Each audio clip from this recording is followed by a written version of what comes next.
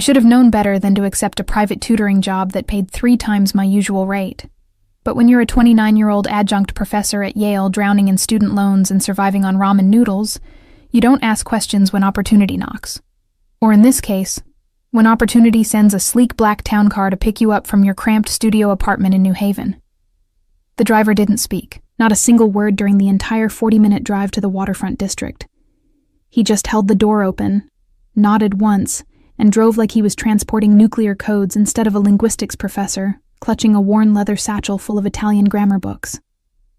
I should have been nervous. The address alone should have sent me running back to my safe, boring life of conjugating verbs for undergraduates who couldn't tell the difference between passato prossimo and imperfetto. But I'd convinced myself this was just another eccentric, wealthy client who wanted to impress his business associates with authentic Italian pronunciation.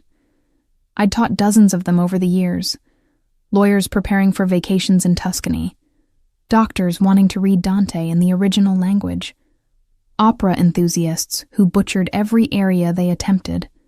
This would be no different, I told myself as the car pulled up to a converted warehouse that looked like it belonged in an architectural magazine. All glass and steel and money. I was so incredibly, dangerously wrong. The moment I stepped into the penthouse office, I knew I'd made a terrible mistake. The space was too quiet, too controlled. Men in expensive suits lingered near the windows, trying to look casual but watching everything with predator eyes. The art on the walls wasn't purchased for aesthetic pleasure. It was investment, power, a reminder of wealth that could buy anything. Or anyone. And then I saw him. Dominic Salvatore sat behind a desk made of some dark wood that probably cost more than my annual salary, reading something on his tablet with the kind of focus that made the entire room hold its breath. He was younger than I expected. 35 maybe. Dark hair swept back from a face that belonged on ancient Roman coins. Sharp cheekbones. A jaw that could cut glass. Eyes the color of espresso that hadn't looked up yet, but somehow seemed aware of every single molecule in the room. He wore his power like other men wore cologne. Subtle, expensive, impossible to ignore. Miss Brennan. His voice carried the faintest trace of an Italian-American accent, smoothed by expensive education, but not quite erased. Thank you for coming. He still hadn't looked up from his tablet. Professor Brennan, I corrected automatically, then immediately regretted it. Something about the way his mouth curved told me he'd been testing me, seeing if I'd correct him. But Sophia is fine. Is it? Now those dark eyes lifted, pinning me in place with an intensity that made my mouth go dry. I find that American women say things are fine when they mean precisely the opposite. And I find that men who refuse to make eye contact during introductions are either incredibly rude or incredibly arrogant. The words escaped before my brain could stop them. Sometimes both. The room went completely silent. Even the men by the windows stopped pretending not to listen. Then Dominic laughed. Actually laughed. A real sound that transformed his entire face from intimidating to devastating. I like you already, Professor. Please, sit. I sat. Mostly because my knees had stopped working properly. For the next hour, I learned that Dominic Salvatore was exactly the kind of student who made teaching both exhilarating and exhausting. He was brilliant, picking up grammatical structures with ease. His pronunciation was nearly perfect, probably from growing up hearing Italian at home. But he questioned everything, challenged every rule, found exceptions to every pattern I presented. Why does bellow change to bell before certain consonants? He asked, leaning back in his chair with the confidence of someone who'd never been told no in his entire life. Because Italian likes things to sound beautiful, I explained, falling into my teaching rhythm. It's euphonic. Phonetic flow matters more than strict grammatical logic sometimes. So the language breaks its own rules for aesthetic pleasure. His eyes never left mine. How very Italian. There was something underneath his words. An implication I couldn't quite grasp. Like he was speaking 2 languages at once, and I was only fluent in one of them. 3 weeks into our sessions, I still hadn't figured out what Dominic Salvatore actually did for a living. Import-export, his assistant had said when booking the lessons.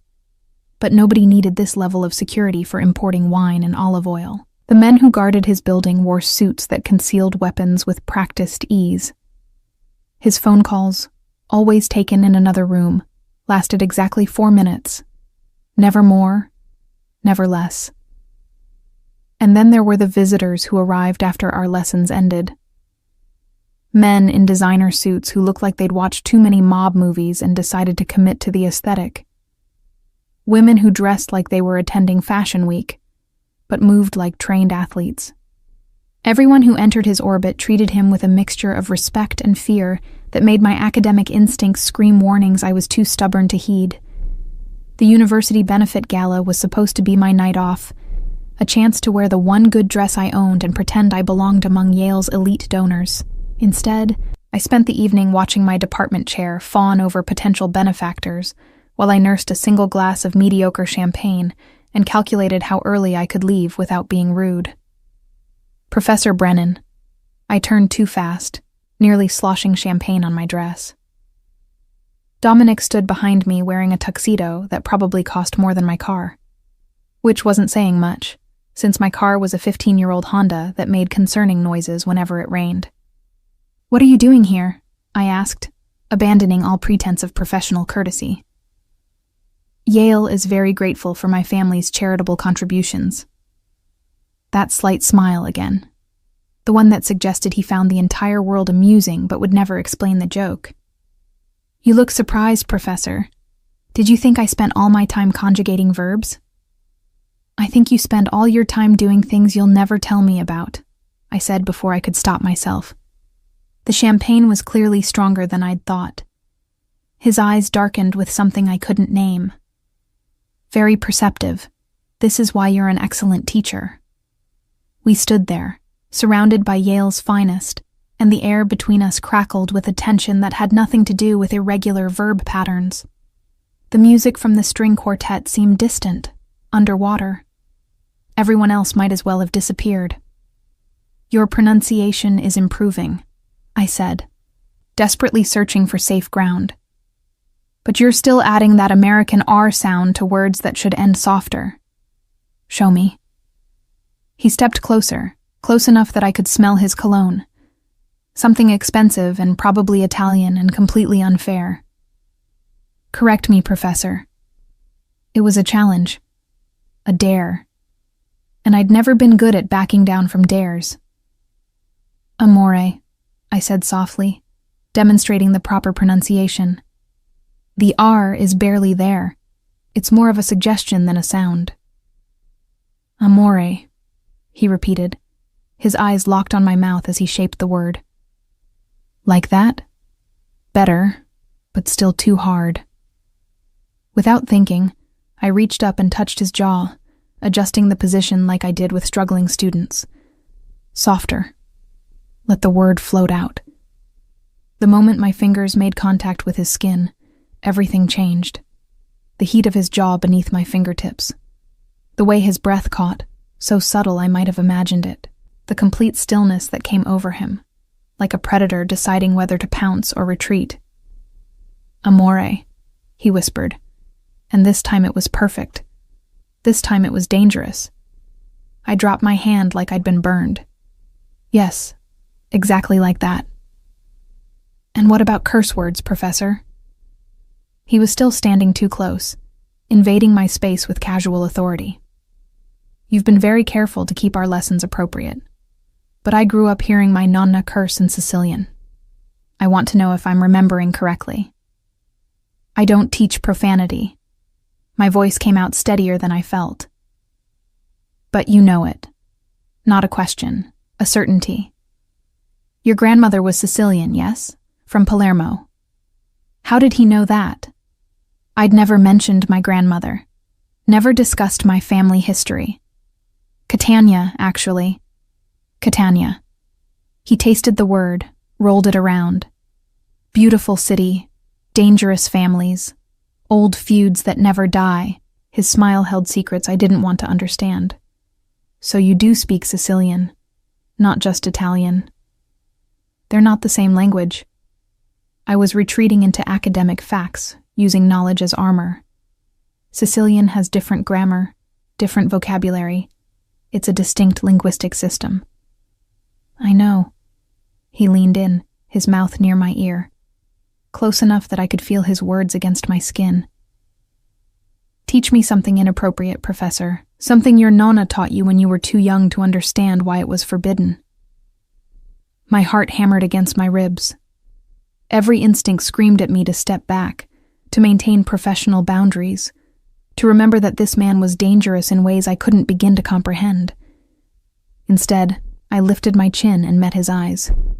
Why? Because I want to hear forbidden things in your voice. His honesty was more dangerous than any lie could have been, because I want to know what you sound like when you stop being proper. The music swelled around us. My department chair laughed too loudly at something a donor said. The champagne bubbles in my glass had long since gone flat.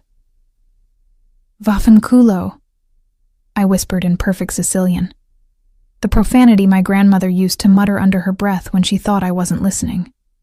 Go fuck yourself. Dominic's eyes widened. Then he threw his head back and laughed with such genuine delight that several people turned to stare. When he looked at me again, something fundamental had shifted in his expression. Again, he said softly, dangerously. But this time, looking into my eyes, Professor, say it like you mean it. I should have walked away, should have made some excuse about needing to network or finding the restroom, or literally anything that would have extracted me from this moment. But there was something in Dominic Salvatore's eyes that made walking away impossible. A challenge, a recognition. Like he'd just discovered I was fluent in a language he'd thought was his alone. You understood me.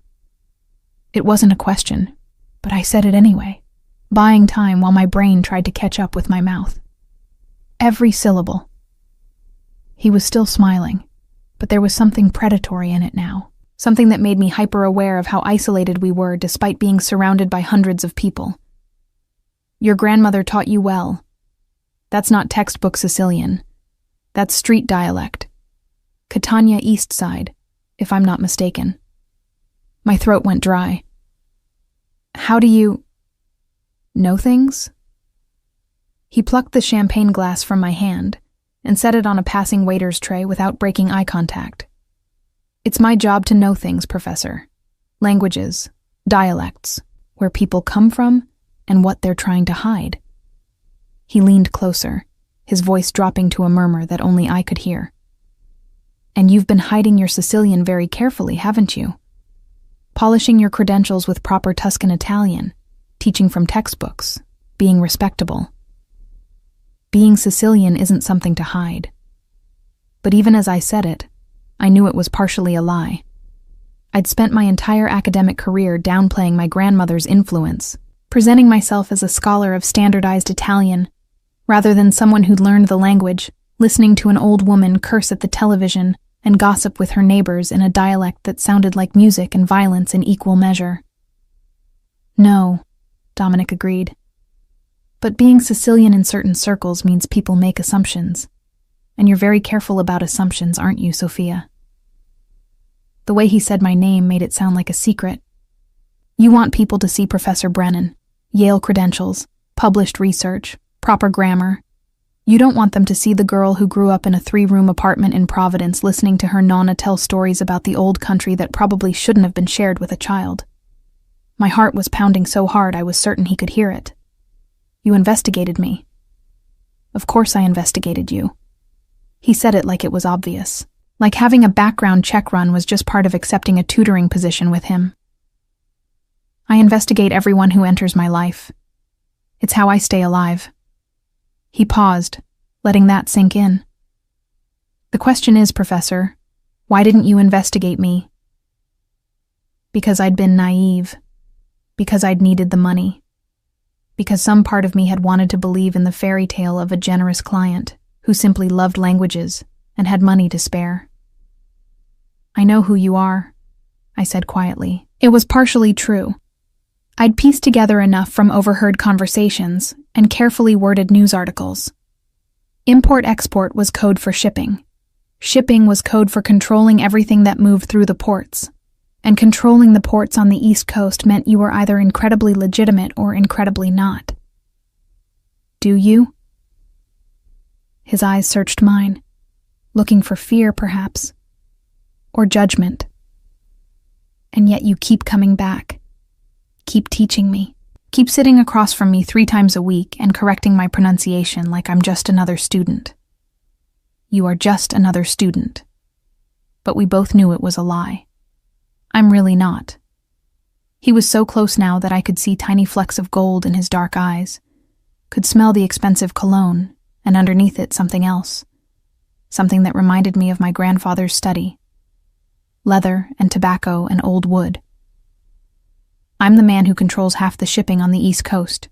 The man whose family has had ties to Sicily for 4 generations. The man who can't afford to mispronounce a single word when I'm negotiating with families who still remember every slight, every insult, every broken promise from 70 years ago. The truth settled between us like broken glass, sharp and impossible to ignore. You don't need Italian lessons, I said slowly. You need to sound like you're from there, like you belong. Very good, Professor. He reached up and tucked a strand of hair behind my ear, the gesture so casual and so intimate that it froze me in place. I need to sound like a man whose blood is Sicilian, not American. I need to negotiate in Catanese dialect with families who don't trust anyone born outside Palermo. I need to understand every nuance, every hidden meaning, every cultural reference that could mean the difference between a successful deal and a war. His hand dropped away, but I could still feel the ghost of his touch. And I need someone who understands both worlds. Someone educated enough to explain the grammar, but street enough to teach me how to curse properly. I'm not street. The protest sounded weak even to my own ears. Your dissertation was on code switching in immigrant communities. He definitely investigated me thoroughly. You wrote 30 pages on how Sicilian immigrants in Providence maintained their dialect while adopting English, creating a hybrid language that allowed them to navigate 2 cultures simultaneously. You interviewed your own family members, recorded your grandmother. His eyes softened slightly. You are exactly street enough, Professor. You just pretend you're not. The gala continued around us. Waiters circulated with champagne and hors d'oeuvres. The string quartet launched into something by Vivaldi. My department chair was probably wondering where I'd disappeared to. And none of it mattered, because Dominic Salvatore had just stripped away every careful layer I'd built around myself and seen exactly who I was underneath. What do you want from me? I asked. The same thing I've wanted since you walked into my office and corrected me within the first 5 minutes. He smiled, and it was dangerous and honest and completely disarming. I want you to stop pretending. Stop teaching me from textbooks. Teach me the way your grandmother taught you, with stories and curses and all the messy, complicated, beautiful things that don't fit into neat grammatical boxes. That's not how I teach. Then change how you teach. It wasn't a request. Because this proper, polite, academic approach isn't working for either of us anymore, is it? He was right. God help me. He was right. For weeks, I'd been feeling the frustration build during our lessons, the way he'd learn the proper form and then immediately ask about the street version, the way he'd push against every rule, wanting to know not just how things were said, but why. The way he'd watch me when I slipped, when I forgot to be Professor Brennan and became Sophia, whose grandmother used to swat her with a wooden spoon while teaching her that certain words were only for adults. If I do this, I said carefully, if I teach you the way you're asking, we need boundaries. Name them. We keep it professional. This is still a tutoring arrangement. Nothing more. Something flickered across his face. Amusement, maybe. Or recognition of a challenge. Agreed. What else? You tell me the truth about why you need this, not vague references to business deals. The real reason. He considered this for a long moment. Around us, the gala continued its elegant charade. But in our small bubble of space, the only thing that existed was this negotiation. This moment of dangerous honesty. "There's a family in Palermo," he finally said. "The Cozzolinos. They control the western ports of Sicily. My family has been trying to establish a working relationship with them for 3 years. Every negotiation has failed because they don't trust American-born Italians. They think we've been diluted, softened by American culture. They need to believe I'm as Sicilian as they are." He paused. "In 2 months, their patriarch is celebrating his 70th birthday. I've been invited. It's a test. If I pass, if I can prove I understand not just the language but the culture, the unspoken rules, the 1,000 tiny things that mark someone as truly Sicilian, then we have a deal. If I fail, they'll never trust you," I finished. "Worse, they'll see it as an insult, and insults between families like ours don't end well." The weight of what he was asking finally hit me. This wasn't about business dinners or impressing clients. This was about walking into a room full of people who had made violence into an art form and convincing them you were one of them. One wrong word, one mispronounced phrase, one cultural misstep could spark something neither of us could control. "I can't teach you to be something you're not," I said. "You don't have to." His intensity was almost overwhelming. "I am Sicilian. My grandfather was born in Catania. My blood is Sicilian even if my accent isn't. You just need to help me remember. Help me be what I should have been if my father hadn't been so desperate to become American that he forgot where he came from." There was pain in those words. Old wounds that had nothing to do with grammar or pronunciation. This wasn't just about business. This was about identity, about belonging, about proving something to people who would never fully accept him, but whose approval he needed anyway. I understood that feeling better than he could possibly know. "Okay," I heard myself say. "But we do this my way. No more textbooks, no more polite lessons in your office.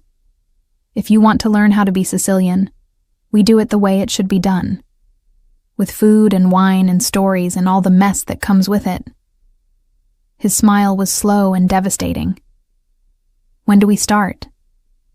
"Tonight." The champagne had made me bold, or maybe it was the way he was looking at me like I'd just handed him something precious. "My apartment. I'll cook. You'll eat. And we'll start with the most important lesson of all." "Which is?" I switched to Sicilian, letting the rough, beautiful dialect my grandmother had taught me flow out uncensored. Real Sicilians don't just curse when they're angry. They curse when they're happy, when they're tired, when they're emphasizing a point, when they're showing affection. The language of Sicily isn't polite. It's passionate. If you want to sound like you belong, you need to stop being afraid of being inappropriate. Dominic's eyes darkened with something that wasn't quite amusement and wasn't quite danger. "I'm never afraid of being inappropriate, Professor." "Then prove it." I pulled out my phone and typed my address into a new message. 9 o'clock. Don't be late. And don't bring your security guards. If we're doing this, we're doing it properly. I sent the message and started to walk away, my heart pounding with the enormity of what I'd just agreed to. But his voice stopped me after just 3 steps. "Sophia." I turned back. He was still standing there amid Yale's elite, looking like he owned the entire building, which he probably did. But there was something different in his expression now. Something almost vulnerable. "Thank you," he said in perfect Sicilian, "for seeing me." And that's when I knew I was in serious trouble. My apartment looked like a tornado had hit it. A tornado made of anxiety and second-guessing. I'd spent the 3 hours since leaving the gala alternating between cooking and panicking. The tiny kitchen of my studio was filled with the smell of simmering tomato sauce, garlic, and the fresh bread I'd picked up from the Italian bakery in Worcester Square. My grandmother's recipe for pasta alla norma was bubbling on the stove, eggplant crisping in olive oil, ricotta salata waiting to be grated. I'd changed clothes 4 times. Too professional, too casual, too much like I was trying to impress him. Finally, I'd settled on jeans and a soft sweater, bare feet because this was my space, and I'd be damned if I'd wear heels in my own apartment. At exactly 9 o'clock, there was a knock at my door. Dominic Salvatore stood in my hallway wearing jeans and a black Henley, looking nothing like the powerful businessman from the gala, and everything like the kind of dangerous man your grandmother warned you about. His sleeves were pushed up to his elbows, revealing forearms that had no business being that distracting. He held a bottle of wine that probably cost more than my monthly rent. "You came alone," I said, stating the obvious because my brain had apparently stopped functioning. "You told me to." He glanced past me into my tiny studio, taking in the open kitchen, the futon that doubled as my couch, the desk covered in papers and books, the single window with its view of the parking lot. If he was judging the massive downgrade from his penthouse, his face didn't show it. "It smells like my grandmother's kitchen in here." Something in his voice made my chest tight. "Come in." He stepped inside, and the apartment immediately felt smaller. Not claustrophobic exactly, but charged, like we'd crossed some invisible line by doing this here, in my space, without the buffer of offices and professional distance. "Wine?" I took the bottle from him and tried not to think about how my hands were shaking slightly. "This is a 2015 Nero d'Avola. You know your Sicilian wines." "My grandfather taught me." He was watching me move around the kitchen with an intensity that made my skin prickle. "He said a man who doesn't know wine doesn't know Sicily." I poured 2 glasses and handed him one. Our fingers brushed, and I pretended not to notice the jolt that went through me. "Your grandfather sounds like a wise man." "He was a monster." Dominic said it casually, taking a sip of wine. "Brilliant. Loyal. Would kill anyone who threatened his family without hesitation. But also a monster." He met my eyes over the rim of his glass. "That's something Americans don't understand about Sicilian families. We don't separate the good from the bad. We accept that people are both." I stirred the sauce, needing something to do with my hands. My grandmother used to say the same thing. She'd tell these stories about her father like he was a hero and a villain in the same sentence. I never understood it growing up. And now? Now I understand that survival means being complicated. I plated the pasta, the ritual of serving food grounding me, that the people who protected you sometimes did terrible things to do it, that love and violence can exist in the same action. I handed him a plate. "Sit. Eat. Tell me about your grandfather." We sat on my futon couch, plates balanced on our laps, and for the first time since I'd met Dominic Salvatore, we didn't talk about grammar or pronunciation or business. We talked about family, about grandparents who'd carried Sicily with them across an ocean and planted it in American soil, watching it grow strange and twisted, but still recognizably Sicilian. "My grandfather came over in 1952, Dominic said, twirling pasta around his fork with practiced ease. "Landed in New York with nothing but the clothes on his back and connections to people who'd left Catania a decade earlier. Within 5 years, he controlled 3 docks. Within 10, he was negotiating with families in Manhattan like an equal." "How?" I asked, genuinely curious. Because he never forgot where he came from. Dominic set his plate aside, the food mostly eaten. He spoke Sicilian at home, cooked Sicilian food, celebrated Sicilian holidays, married a Sicilian girl whose family came from the same neighborhood in Catania as his. He became successful in America, but he never became American. Not in the ways that mattered. "And your father?" Something dark crossed Dominic's face. "My father wanted to erase everything Sicilian about himself, changed his name from Salvatore to Salvo for a while, until my grandfather threatened to disown him, refused to speak Italian at home. Sent me to boarding school.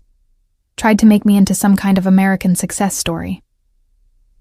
He laughed, but there was no humor in it.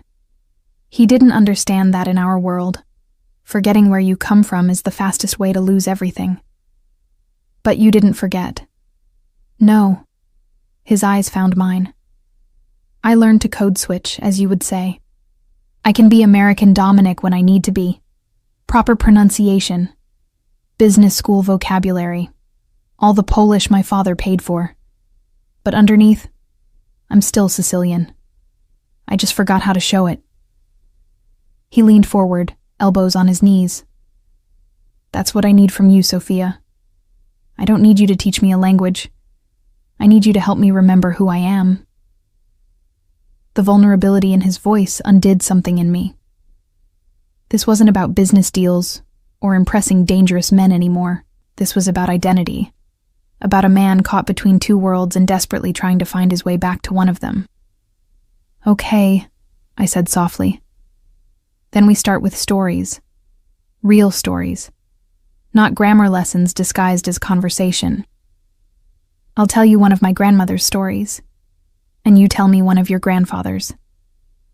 And we learn the language the way it's supposed to be learned, through living it.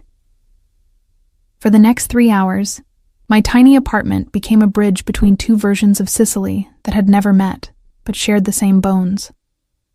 I told him about my grandmother's childhood in Catania, growing up in a neighborhood where everyone knew everyone's business and secrets were currency, about how she'd learned to read people by their word choices, to hear the insult hiding inside a compliment, to understand that in Sicilian conversation, what you don't say is often more important than what you do. Dominic told me about his grandfather's rise through New York's underworld, the careful negotiations conducted in dialect-heavy Italian that law enforcement couldn't translate properly, about the parties where business deals were sealed over multi-course meals, and the wrong word could end a partnership or a life, about growing up, knowing that his family name carried weight, but never fully understanding why, until he was old enough to see the fear in people's eyes when they heard Salvatore. Say something in Sicilian, he said suddenly. Not a lesson. Just talk to me the way your grandmother talked to you. I switched languages mid-breath, letting the dialect flow out uncensored. Told him about Sunday dinners that lasted for hours, about my grandmother's friends gossiping in a kitchen thick with the smell of sauce and fresh bread, about learning that Sicilian wasn't just a language, but a whole philosophy of life expressed through food and family and fierce, protective love that sometimes looked like violence. Dominic listened with an intensity that made me self-conscious. Then he responded in Sicilian, and I heard it. The slight shift in his accent. The way he was starting to remember the rhythm of it. The particular way Catanese Sicilian turned certain vowels, softened certain consonants. He was still American in his pronunciation, but he was learning. More importantly, he was feeling it. You're getting better, I said, still in Sicilian. But you're thinking too much. Sicilian isn't a language you think in. It's a language you feel in. You have to let go of proper grammar and just let it happen. Show me how. He shifted closer on the futon, close enough that I could feel the heat coming off his body. Stop being a professor for 5 minutes and just be Sicilian. Talk to me the way you'd talk to family. So I did. I cursed at him for sitting too close, called him stronzo and testardo, and a dozen other words my grandmother had used when she was exasperated with someone she loved. I switched between insults and endearments so fast, it probably gave him whiplash, because that's how Sicilian works. You curse at someone 1 second and call them treasures the next. And the person listening has to be smart enough to understand that both come from the same place of fierce, complicated affection. Dominic started laughing halfway through my tirade. Not the controlled laugh from the gala, but something genuine and surprised and completely unguarded. You sound exactly like my grandmother, he said in English, then switched to Sicilian. She used to go off like that when my grandfather tracked mud through her clean kitchen. 10 minutes of creative cursing followed by forcing him to sit down and eat because she'd made his favorite pasta, and it would be a sin to waste it. That's very Sicilian, I agreed. We express love through food and insults in equal measure. Then you must love me very much, Professor. His eyes glinted with something dangerous. That was quite a lot of insults. The air between us changed, charged with possibility and danger, and all the things we were both pretending not to feel. We should call it a night, I said, but I didn't move away from him. It's almost midnight. You have work tomorrow. So do you. He didn't move either. But I don't want to leave yet. Dominic, say it in Sicilian. His voice dropped lower.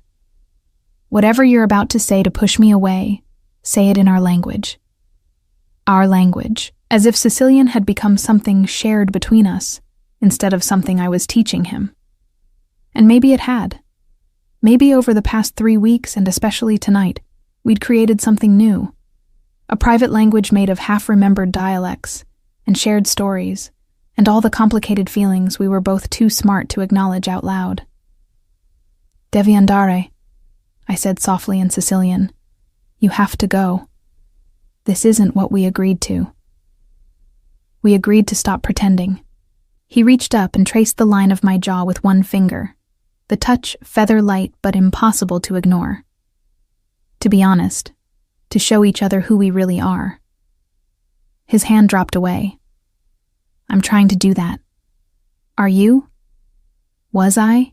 Or was I still hiding behind Professor Brennan, using my credentials as armor against this man who saw through every defense I'd ever built? I'm scared, I admitted in English, because some truths were too big for any language. You're dangerous, not just because of what you do, but because of how you make me feel. Like I could lose myself completely and not even care. Good. He stood up, giving me space I wasn't sure I wanted. Fear means you're paying attention. Fear means you understand that this isn't a game. He looked down at me, his expression unreadable. I'll see you Thursday for our next lesson. And Sophia? He switched to perfect Sicilian. Thank you for tonight. For letting me be myself. For remembering with me. He left before I could respond. The door clicked shut softly behind him, and suddenly my apartment felt enormous and empty, despite being exactly the same size it had always been. I cleaned up the dishes in a daze, my mind replaying every moment of the evening. The way he'd looked at me, the sound of his laugh, the vulnerability in his voice when he talked about his family. The absolutely terrifying realization that somewhere between teaching him proper verb conjugations and cursing at him in my grandmother's dialect, I'd started falling for Dominic Salvatore, which was absolutely the worst idea I'd ever had. My phone buzzed with a text message. Unknown number, but I knew who it was before I even opened it. Sogni d'oro, professoressa. Dream of Sicily. I did. Thursday's lesson happened at a restaurant in Little Italy that looked like it hadn't changed since 1965. Dominic was waiting at a corner table when I arrived, dressed casually again, but somehow still managing to look like he owned the place. Which, I was beginning to suspect, he probably did. This seems less than professional, I said, sliding into the chair across from him. You're the one who said we needed to learn through living. He poured me wine without asking. Consider this a cultural immersion exercise. My grandfather used to bring me here when I was a kid. The owner's family is from Catania. If you want to test my Sicilian, there's no better place. As if on cue, an elderly man appeared at our table. He looked at Dominic with the kind of familiarity that came from years of association. Then his eyes slid to me with open curiosity. Domenico, he said in heavily accented English. You bring a girl here? This must be serious. This is my Italian teacher, Marco. Dominic's eyes danced with amusement at my expression. Professor Brennan from Yale. Marco's eyebrows shot up. Yale, eh? Smart girl. He switched to rapid-fire Sicilian. Too smart for you, probably. What does a professor want with a boy like you? I responded in the same dialect before Dominic could. I'm teaching him to speak properly instead of like an Americano who thinks he's Sicilian because his grandmother made good pasta. Marco's face split into a huge grin. Oh, I like her. She's got spirit. Your grandmother would have approved. He clapped Dominic on the shoulder and rattled off something too fast for me to fully catch. But I heard the word matrimonio. Marriage. Dominic's cheeks actually colored slightly. Marco, please. I'm just saying what everyone's thinking. Marco winked at me. I'll send out the antipasto. You two practice your Italian, or whatever you want to call what you're doing. He bustled away, leaving us in awkward silence. I apologize for him, Dominic said. Marco has known me since I was 8. He thinks he has the right to comment on my personal life. Does he? I asked, genuinely curious. Have that right? In Sicilian families, everyone has that right. He leaned back, studying me. That's part of what you need to teach me. It's not just the language. It's understanding that privacy doesn't really exist the way Americans think it does. Everything is family business. Everything is discussed. And refusing to discuss something is often more telling than any answer you could give. That sounds exhausting. It is. He smiled. It's also comforting, knowing that everyone is invested in your life, that you're never truly alone, that your problems become everyone's problems, and everyone's problems become yours. He paused. Americans value independence. Sicilians value interdependence. It's a fundamental cultural difference. Over the next 2 hours and 6 courses of food, Dominic proved he'd been paying attention. He conversed with Marco in increasingly confident Sicilian, accepting the teasing and giving it back in equal measure. He told stories about his grandfather that had the old man nodding and adding his own memories, the two of them code-switching between Sicilian and Italian so fluidly I could barely keep up. But more importantly, I watched him transform, watched American businessman Dominic fade, and someone else emerge. Someone louder, more expressive, who talked with his hands and interrupted people and showed emotion without the careful control he usually maintained. This was who he would have been if his father hadn't tried to erase Sicily from their family. This was who he was learning to be again. "You're staring," he said in Sicilian, catching me mid-observation. "You're different here." I didn't bother denying it. More yourself. Or less myself. I'm not sure anymore. He switched to English, his voice dropping lower. Sometimes I feel like I'm playing a role, like I'm pretending to be the man my grandfather wanted me to be instead of the man I actually am. Maybe you're both. I reached across the table and touched his hand without thinking. Maybe that's okay. His fingers threaded through mine, the gesture so natural I didn't immediately pull away. Is that what you do? Be both versions of yourself? Every day. The admission came easier than it should have. I'm Professor Brennan at Yale. Proper grammar, published research, serious academic. But I'm also Sophia, whose grandmother taught her that the most important things in life can't be found in books, that family matters more than credentials, that sometimes the most honest thing you can say is a creative curse word. Which one is real? Both. I squeezed his hand. Neither. Does it matter? Yes. His intensity was back, focused entirely on me. Because I need to know which one I'm falling for. My heart stopped. Just completely stopped beating for 3 full seconds. Dominic. Don't. His thumb traced circles on my palm, the touch distracting and deliberate. Don't tell me this is unprofessional or inappropriate or crossing boundaries. I know all that. I'm choosing to do it anyway. He switched to Sicilian, the words flowing out rough and honest.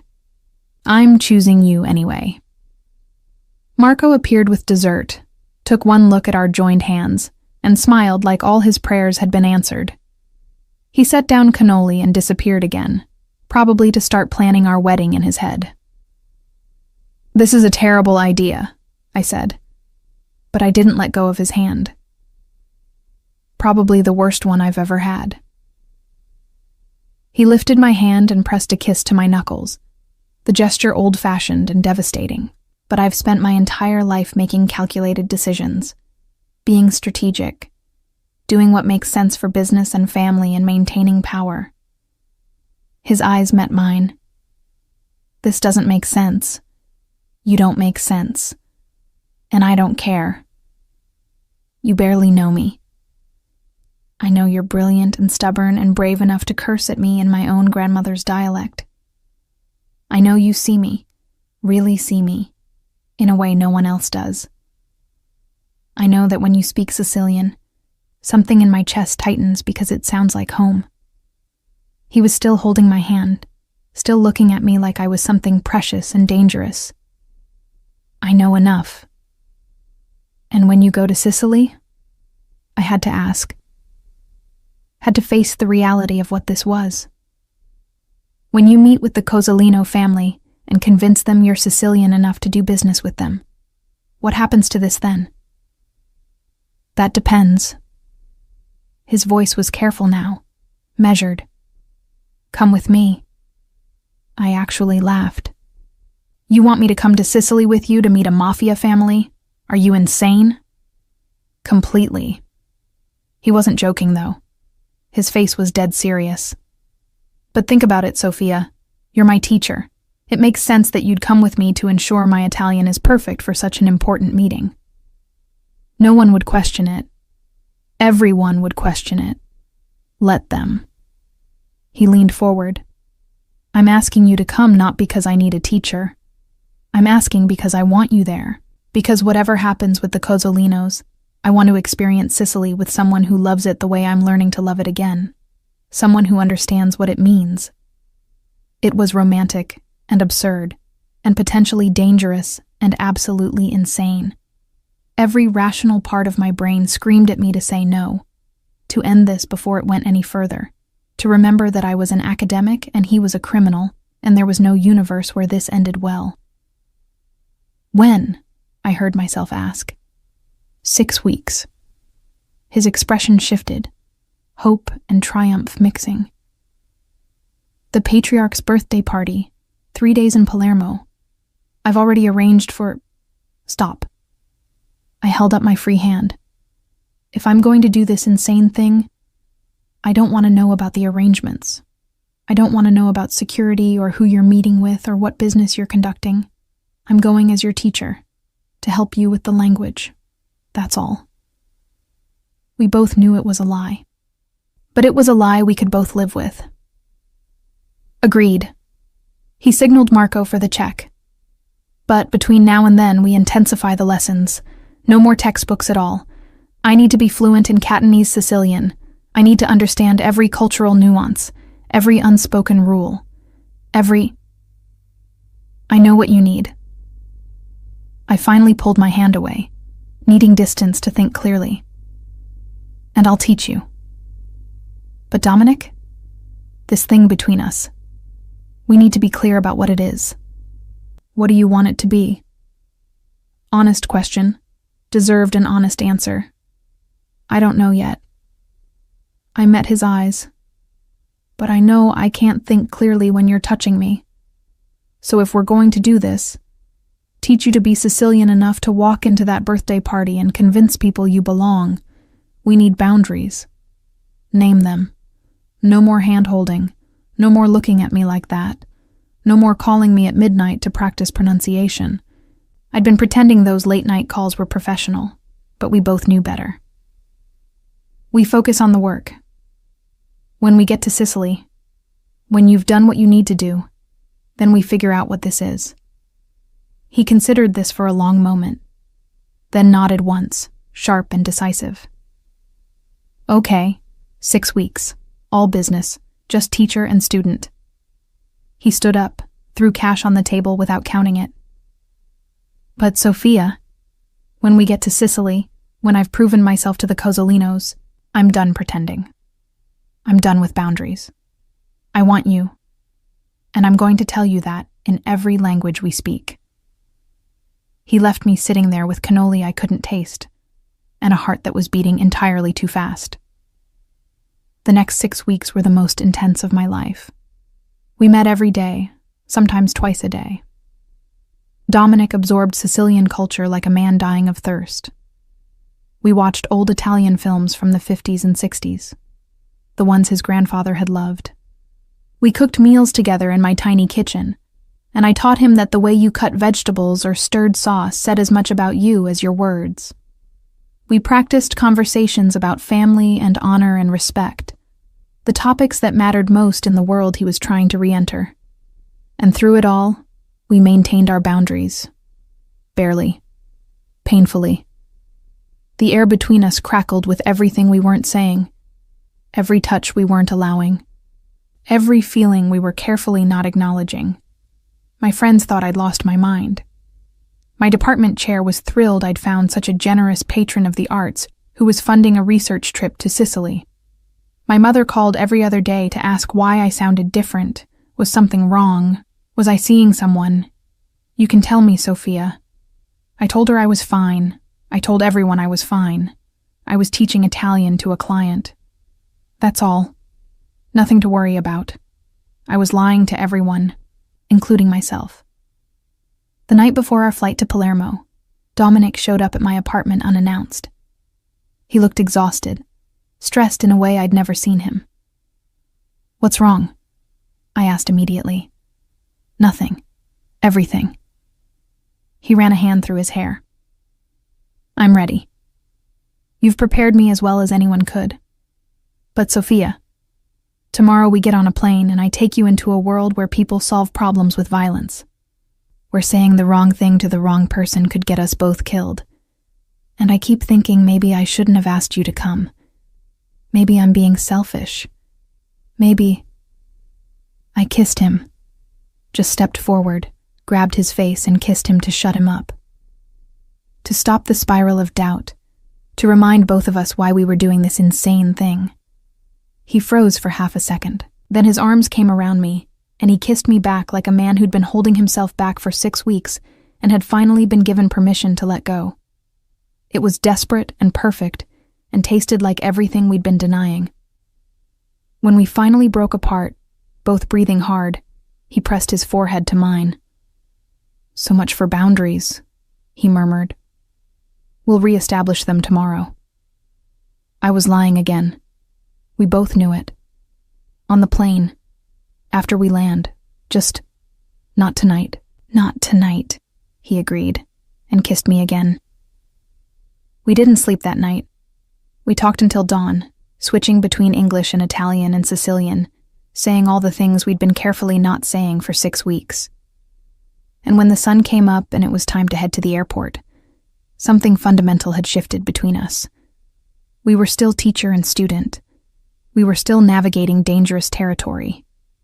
But we were also something else now, something neither of us could name but both of us felt. The plane lifted off, carrying us toward Sicily and whatever waited for us there. Dominic reached over and took my hand. This time, I didn't pull away. Ready? He asked in Sicilian. Probably not, I answered in the same language. But let's do it anyway. Palermo hit me like a physical force the moment we stepped off the plane. The November air was mild, carrying salt from the Mediterranean and the sweet decay of autumn flowers. The airport buzzed with rapid-fire Italian that bore only passing resemblance to the textbook phrases I'd taught to undergraduates. This was the real thing, messy and alive, and absolutely unforgiving of mistakes. Dominic's entire demeanor changed the moment we touched Sicilian ground. The American businessman I'd first met disappeared completely. In his place was someone I barely recognized. Looser, more animated, speaking in rapid Sicilian with the driver who picked us up in a sleek black Mercedes. He gestured with his hands when he talked. His laugh came easier. Even the way he held himself shifted, more comfortable in his own skin than I'd ever seen him. You're staring again, he said in Sicilian, catching me watching him as we drove through Palermo's chaotic streets. You're different here. I'd stopped pretending not to notice. It's like you shed a layer, or put one on. He was watching the city pass by with hungry eyes. My grandfather used to say that Sicily doesn't let you hide. Either you belong or you don't, and everyone can tell within 5 minutes of meeting you. He glanced at me. We'll see if he was right. The hotel was in the old city, one of those converted palazzos that dripped with history and old money. Our rooms were on the same floor, connected by a door that remained diplomatically closed.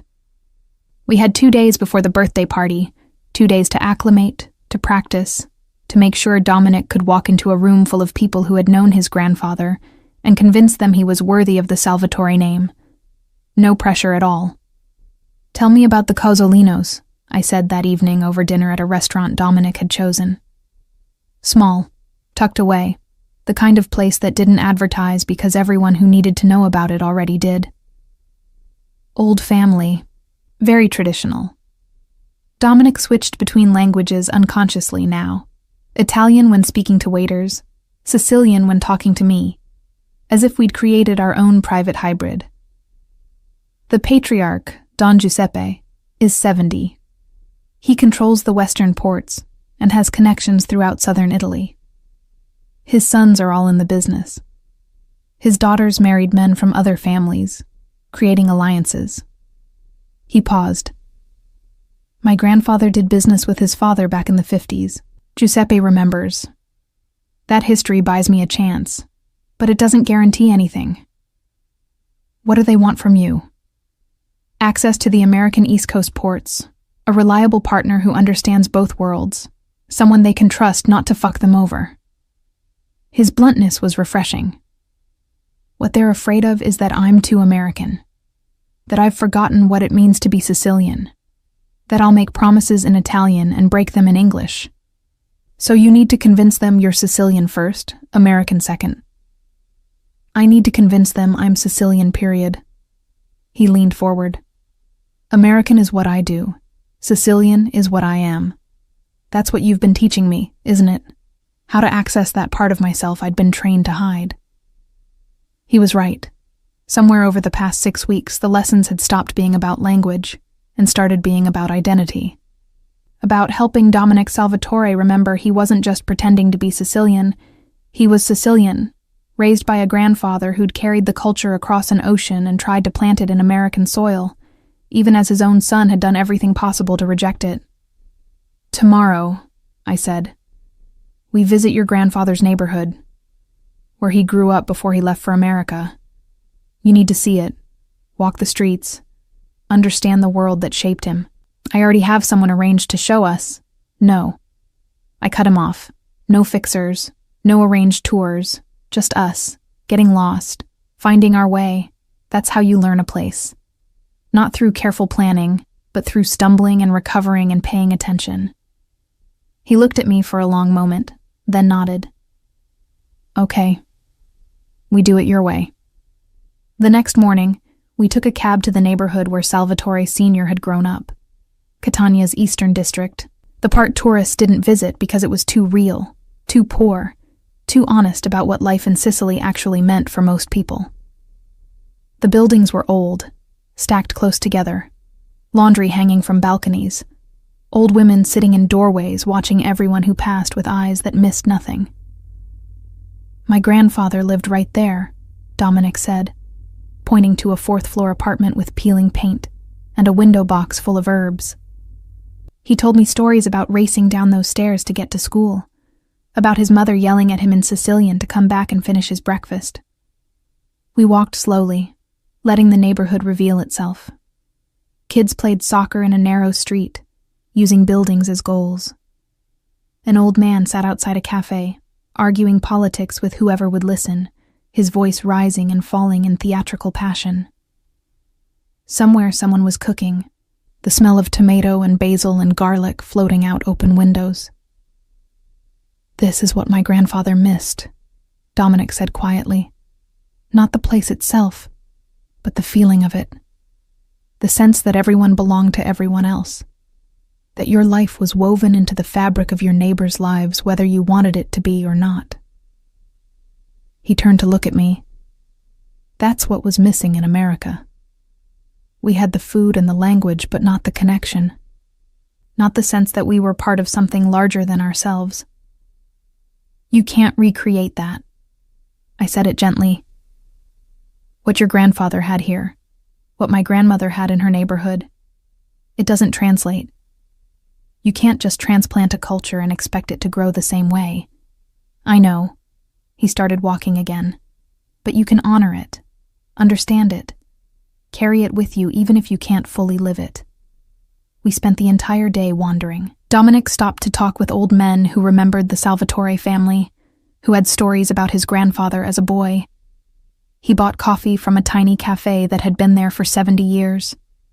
He helped an old woman carry groceries up 3 flights of stairs and accepted her blessing in return, her Sicilian so thick I could barely understand it. And I watched him become someone different with each interaction. Not pretending, not performing, but remembering.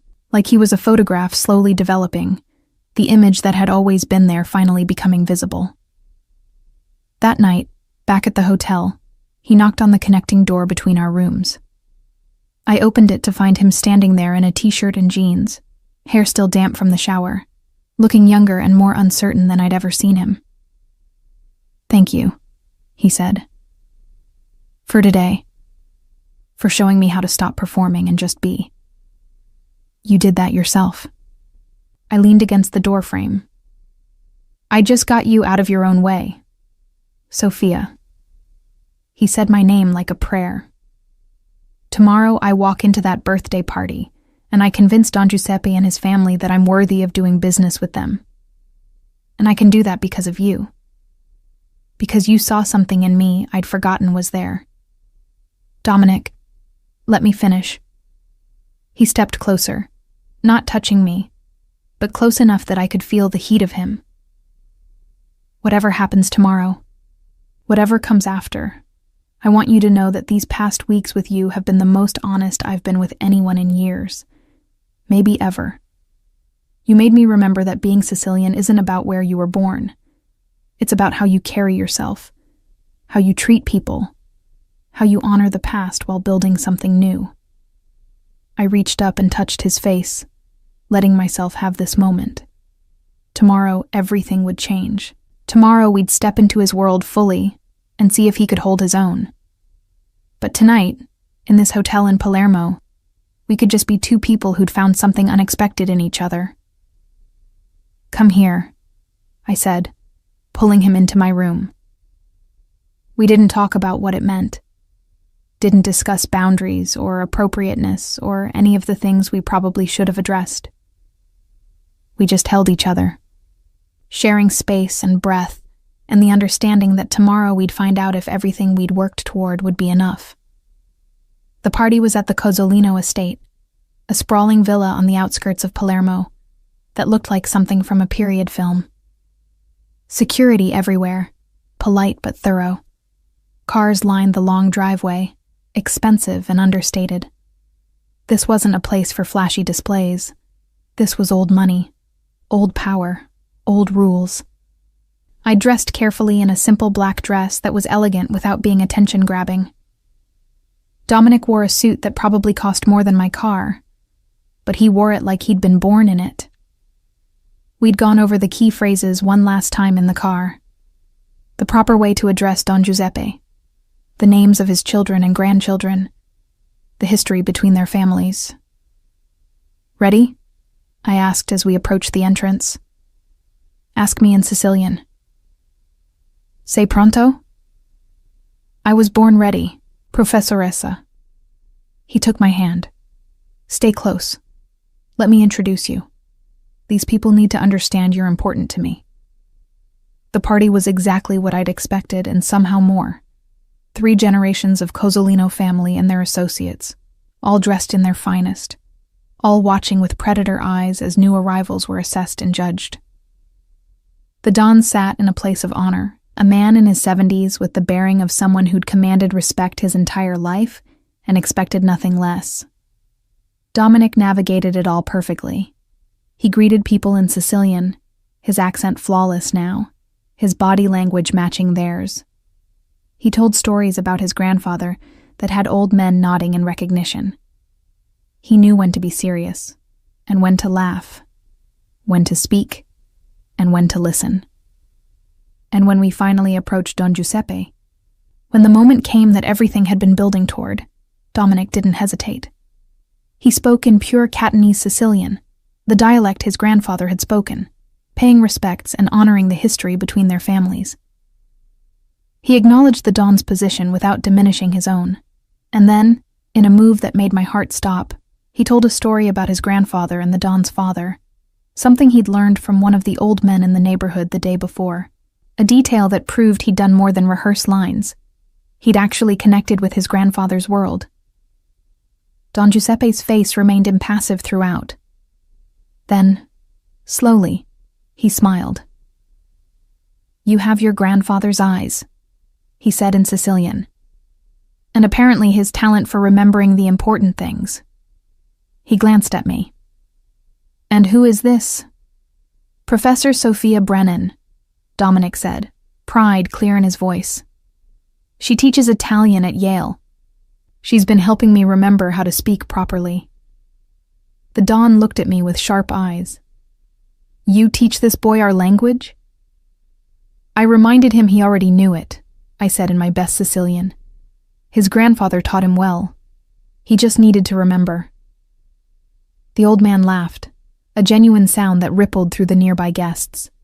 "Smart girl. Beautiful, too. Your grandfather would have liked her, Domenico.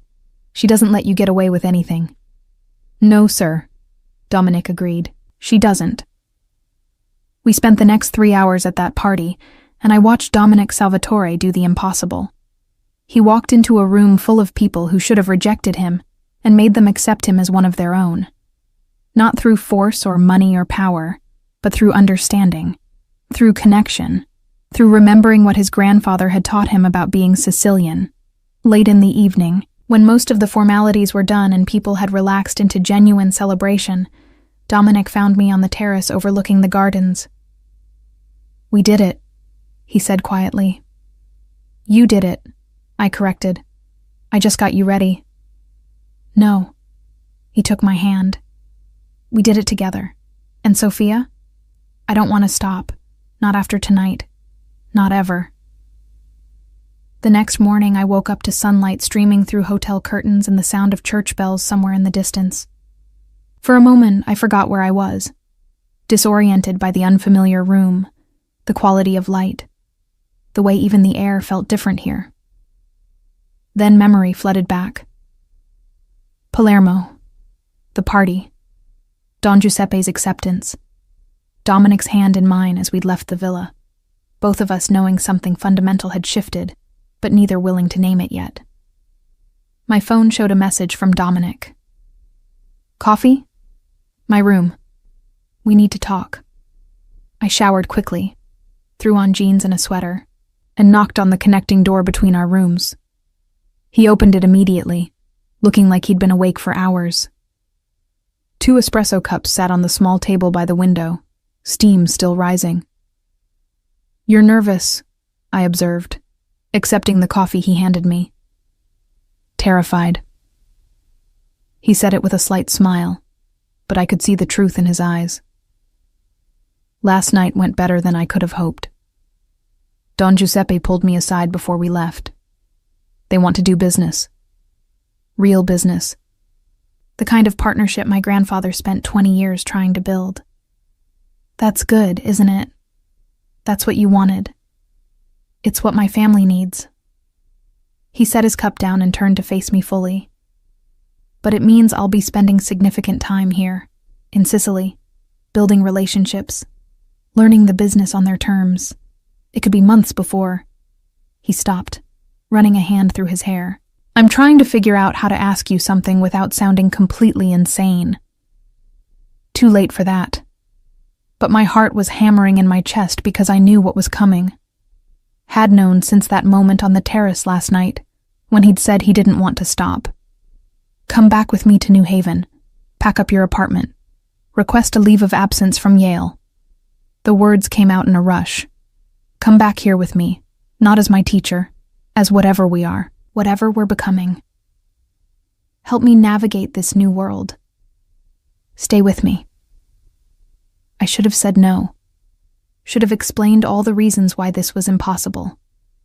My career, my students, the dissertation I still needed to defend, the fact that I barely knew him despite the intensity of the past 6 weeks, the reality that he was asking me to upend my entire life for something that might crash and burn within months.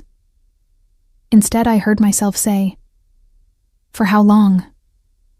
Hope flared in his eyes. "However long you want. A month, a year, forever. I'll take whatever you're willing to give me."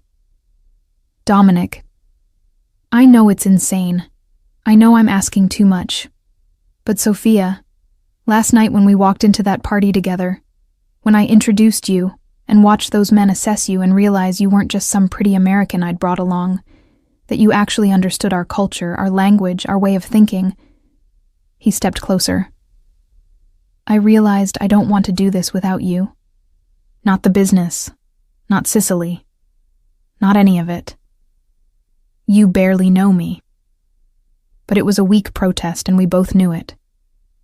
I know you're brilliant and stubborn and brave enough to tell me when I'm wrong. I know you code switch between 3 versions of yourself depending on who you're talking to, and they're all honest. They're all you. I know you curse at me when you're frustrated and it sounds like poetry. I know. He cupped my face in his hands. I know enough. My students can be taught by someone else. You're an adjunct, Sophia. You said yourself the pay is terrible and they'll replace you within a week. My dissertation can be written anywhere, especially here, where you'd have access to primary sources and native speakers and actual lived experience instead of academic theory. He had an answer for everything. Of course he did. Dominic Salvatore didn't ask questions unless he'd already figured out how to overcome every obstacle. What am I to you? I needed to hear him say it. Needed to understand what he was actually asking for. I don't have a word for it. His honesty was almost painful. In English or Italian or Sicilian, you're not my girlfriend. That's too casual. Not my employee. That's insulting to what we actually are. Not my partner. That implies business. And this is so much more than business. His thumbs traced my cheekbones. You're the person who sees me. Really sees me. The person I want to come home to.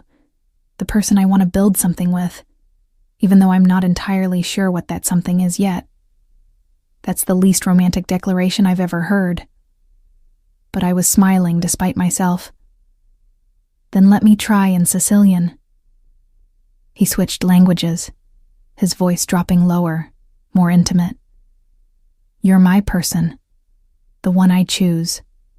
The one I trust with the parts of myself I don't show anyone else. The one I want beside me when I'm building something new.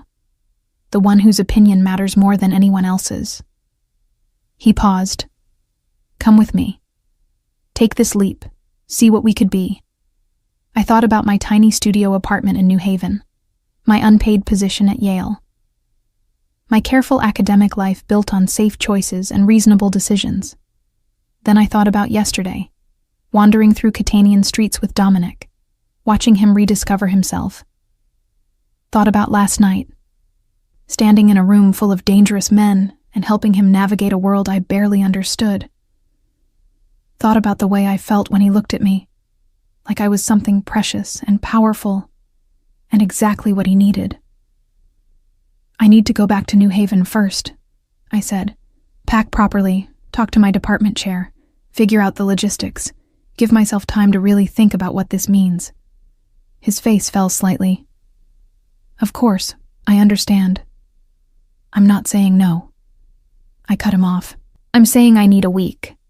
1 week to handle the practical matters and make sure I'm not making this decision just because I'm drunk on Sicilian air and good wine and the way you look at me. And after that week? He was holding his breath. After that week, if I still think this is a good idea, I'll come back. I kissed him softly.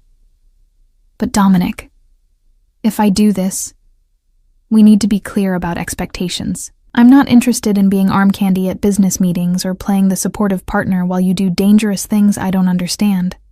I need purpose, work, a reason to be here that isn't just you. Then teach. He said it like it was obvious. Teach at the university here, or start a language program for families who want their children to learn proper Italian and Sicilian, or, his eyes lit up, interview families like Don Giuseppe's, document their stories, write the dissertation you actually want to write, instead of the safe, academic one Yale expects. It was tempting, dangerously tempting. The kind of research that could actually mean something, instead of just adding another line to my CV. 1 week, I repeated. Let me go home and think. And if you change your mind in that week, if you realize this was just adrenaline and proximity and... I won't. His certainty was absolute.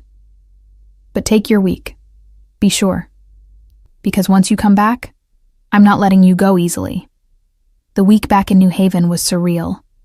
My apartment felt smaller, shabbier, like I'd been gone for months instead of days. My department chair was surprisingly understanding about my request for a leave of absence, probably relieved to not have to find funding for another semester of my position. My friends oscillated between concern and excitement, unable to decide if I was making the best or worst decision of my life. My mother called 3 times a day. Sicily? With a man you've known for 6 weeks? Sophia Maria, have you lost your mind? Maybe I had. Probably I had. But for the first time in my very careful, very planned life, I was making a decision based on feeling instead of logic. And it felt terrifyingly right. I defended my dissertation proposal via Zoom from my apartment-turned-storage unit. The committee had questions about my sudden interest in fieldwork in Sicily. I explained that I'd discovered access to primary sources I hadn't known existed, that I wanted to document the linguistic evolution of Sicilian immigrant communities by studying the families who'd stayed in Sicily versus those who'd left. It was true, even if it wasn't the complete truth. They approved it, wished me luck, suggested I check in monthly with progress updates. That easily. My life in New Haven was packed into boxes and shipped to a storage unit. My car was sold to a grad student who was thrilled to get it despite the concerning noises. My lease was terminated. Everything I owned fit into 3 suitcases. On the 7th day, I boarded a flight back to Palermo. Dominic was waiting at the airport. He'd clearly been there for a while, judging by the empty espresso cup in his hand and the tension in his shoulders. When he saw me, his entire face transformed. "You came back," he said in Sicilian. "I came back," I agreed in the same language. He pulled me into his arms right there in the arrivals terminal, in front of everyone, and kissed me like a man who'd been holding his breath for a week and could finally breathe again. "I have something for you," he said, when we finally broke apart. He pulled out a small box, not a ring box, something else. Inside was a key. "It's to an apartment in the old city. 2 bedrooms, so you can have space for an office. Walking distance to the university. Month-to-month lease so you can leave if you decide this was a terrible idea." "You rented me an apartment?" I didn't know whether to be touched or insulted. "I rented us an apartment." His correction was gentle. "I'll stay in my place, or I'll stay with you, whatever you're comfortable with. But I wanted you to have space that's yours, so you never feel trapped, so you always have the option to walk away if you need to." It was possibly the most thoughtful thing anyone had ever done for me. "Show me," I said. The apartment was perfect. Old building, modern updates, a balcony that looked out over red tile roofs to the Mediterranean beyond. The 2nd bedroom had a desk and bookshelves and everything I'd need for research and writing. The kitchen was small but functional. The whole place felt like possibility. "I love it," I admitted. "Good." He set my suitcases down. "Because I have a confession. I may have already told Don Giuseppe's wife that you're researching Sicilian family histories, and she's been calling every woman she knows to volunteer for interviews. I think you have about 15 appointments lined up already." I stared at him. "You did what? Created demand for your research?" He looked entirely unrepentant. "Sophia, you're brilliant. Your work matters. These women have stories that deserve to be documented. I just facilitated the connection. You manipulated the situation." But I was smiling despite myself.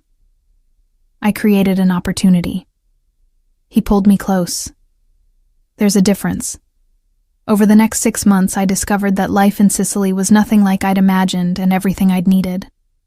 I interviewed dozens of women from families like Don Giuseppe's, documenting how they maintained Sicilian language and culture across generations. Their stories were rich and complex and often darkly funny. These women who'd spent their lives beside dangerous men but wielded their own quiet power through family connections and cultural knowledge. My dissertation took shape in ways my Yale committee never expected.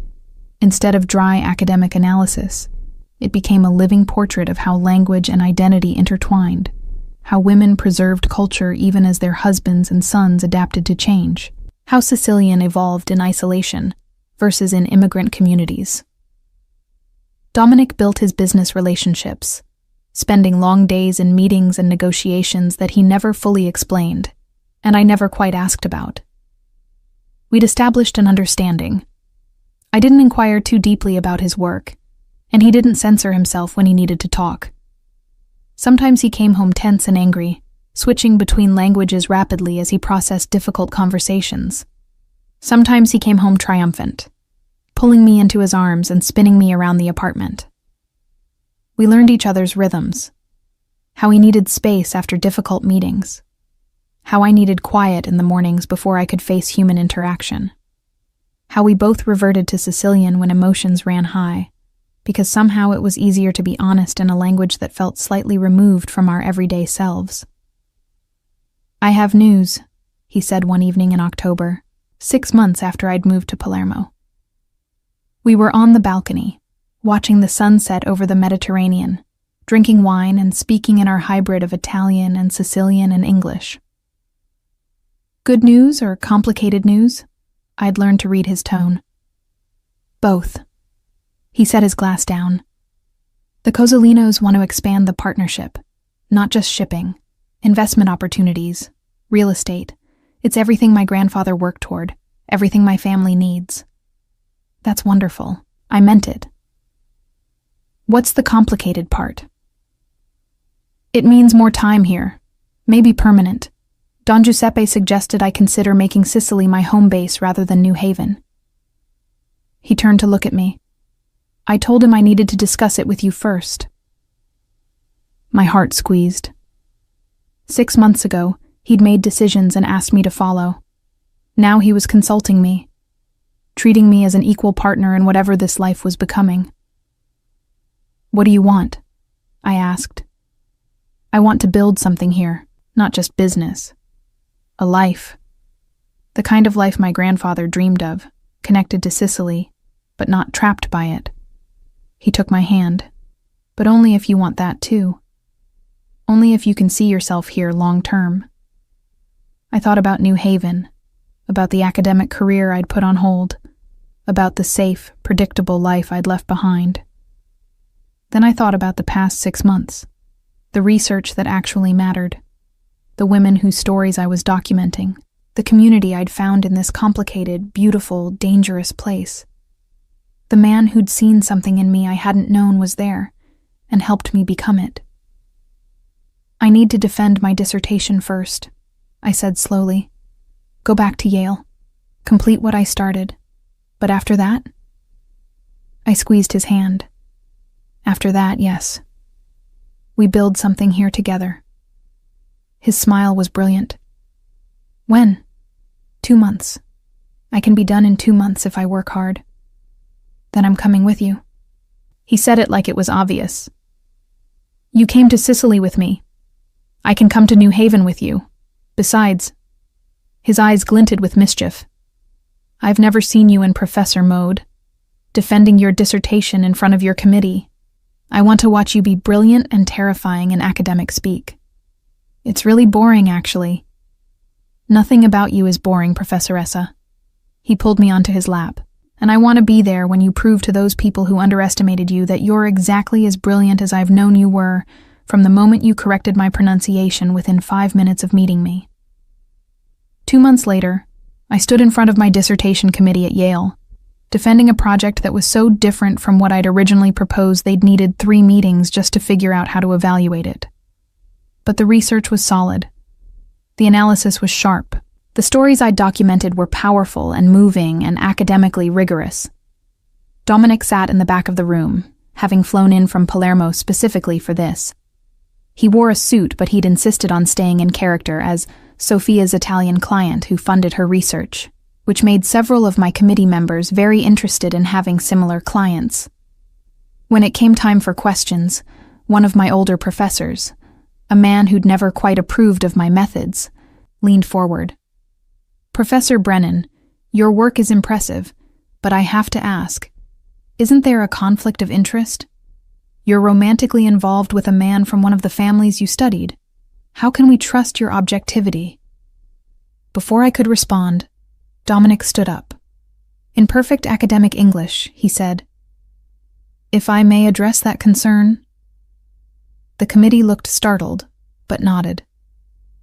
Miss Brennan's research began before our personal relationship did. Every interview was conducted with proper academic protocols. Every conclusion she draws is supported by linguistic evidence and ethnographic data. He paused. What you're really asking is whether she maintained professional boundaries while embedded in a community that welcomed her as family. The answer is yes. Because Professor Brennan understands something that perhaps some academics forget. You can be part of a community and still observe it honestly. In fact, that position allows for insights that pure objectivity never could. The room was silent. Then my advisor, bless her, started clapping. The committee approved my dissertation, with honors, and suggestions that I turn it into a book. That night, Dominic took me to the one nice Italian restaurant in New Haven, the one that tried very hard to be authentic and mostly succeeded. "You were incredible today," he said in Sicilian, because we'd long since stopped pretending we were anything other than what we were. Terrifying, brilliant, everything I knew you would be. You shouldn't have stood up for me like that. But I was smiling. That's not how academic defenses work. I don't care how they work. He reached across the table and took my hand. I care about you, and anyone who questions your integrity is going to hear from me. Very Sicilian of you. I learned from the best. He was still holding my hand, his thumb tracing circles on my palm. Sophia, I need to tell you something, and I need to say it in Sicilian, because that's the only language that feels honest enough for this. He switched fully to the Catanese dialect my grandmother had taught me, the language that had brought us together. You taught me to remember who I am. You helped me find my way back to a part of myself I'd lost. You're the smartest person I know, and the bravest and the most stubborn. He smiled. And I love you. I've loved you since the night you cooked for me in your tiny apartment and cursed at me for sitting too close. I just needed to be sure before I said it. My throat tightened. You needed to be sure? That I wasn't just in love with the idea of you, that this was real and lasting and something I could build a life around. His eyes held mine. I'm sure. You make me want to be the man my grandfather hoped I'd become. Not through force or obligation, but because you make me believe that version of myself is possible. Dominic, I know you have concerns about what I do, about the world I live in, about the danger and the moral ambiguity and all of it. He squeezed my hand. I can't change that. It's who I am, who my family is. But I can promise that I will never lie to you. never put you in danger without warning, never ask you to compromise your principles for my convenience. I love you too, I said quietly, in case that wasn't obvious from me upending my entire life to move to Sicily with you. Say it in Sicilian. His voice was rough with emotion. Please. So I did. Told him in my grandmother's language that I loved him, that he was mine, that wherever he was building his life, I wanted to be part of it, that together we were creating something new, not purely Sicilian or American, but something hybrid and strong and entirely our own. He kissed me right there in the restaurant, in front of everyone, like a man who'd just been given everything he'd ever wanted. 3 weeks later, we were back in Palermo. But this time it was permanent. This time we were building something that would last. I turned my dissertation into a book, started teaching at the university, continued interviewing women whose stories deserved to be told, became part of the community in ways that surprised both of us. These families who'd accepted me first as Dominic's teacher, then as his partner, and finally as someone who belonged in her own right. And Dominic built his empire, not through violence or force, but through understanding, through bridging worlds, through remembering that being Sicilian wasn't about where you were born, but how you carried yourself, how you honored the past while creating something new. On our 1-year anniversary of that first night in my New Haven apartment, when he'd shown up asking for help, and I'd foolishly thought this would be a simple tutoring job, Dominic took me back to his grandfather's neighborhood in Catania. There's something I need to do, he said, and I want you with me. We climbed the stairs to his grandfather's old apartment, now occupied by a young family who'd heard the Salvatore name and welcomed us warmly. And there, in the tiny kitchen where his grandfather had learned to cook, where 3 generations of Sicilians had lived and fought and loved, Dominic got down on one knee. I should do this in English, he said, or proper Italian. Make it romantic and official. Then he switched to Sicilian. But this is the language that brought us together. The language you taught me to speak with my heart, instead of my head. So I'm going to ask you in the language that matters most. He asked me to marry him in perfect Catanese Sicilian, the dialect his grandfather had spoken, that my grandmother had taught me, that had become our private language for the most important truths. I said yes in the same language, because some things can only be said properly in the tongue your grandmother taught you, in the words that carry generations of love and stubbornness and fierce protective joy. We got married 6 months later, in a ceremony that blended American and Sicilian traditions, in ways that made both our families cry. Don Giuseppe came, bringing half of Palermo with him. My mother came, bringing her skepticism and gradually losing it as she watched me navigate these dangerous waters with confidence and joy. And my grandmother's ghost probably watched from wherever good Sicilian women go when they die, shaking her head and laughing at the mess her granddaughter had made of her careful, academic life. But it was a beautiful mess, the kind built on language and trust and 2 people who'd found each other across the gap between who they were supposed to be and who they actually were.